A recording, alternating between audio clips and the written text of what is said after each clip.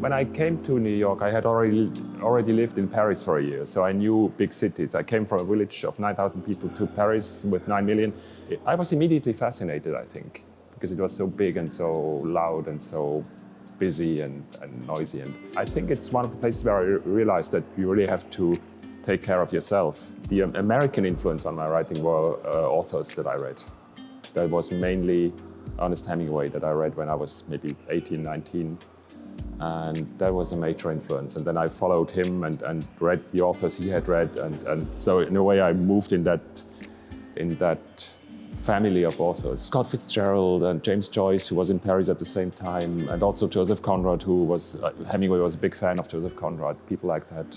I think style is as much something that has to do with your character than with your language. So it's in a way, my style is like myself. I mean, I am my style. So it is hard work. I mean, I do reread my texts 20, 30, 40 times, but it's somehow, the goal is to come to my voice that I already have. It's not to make something, it's somehow to put all the things away that I don't need, and then to somehow find my own language.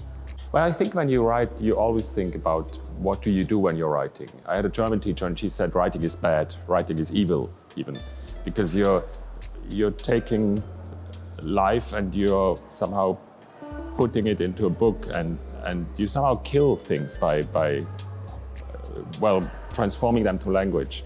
So identity is always a theme in my books, and I'm always thinking about what is it that I'm doing when I'm writing, and how can I create a kind of literature that creates characters that in the mind of the reader become alive.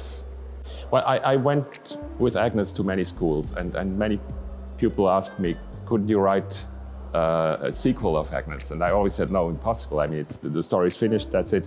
But then I thought I might just take the theme again and see what I can do with it now, like 25 years later, or 20 years later then. And I wanted the woman to win, in a way, because in Agnes, the woman loses.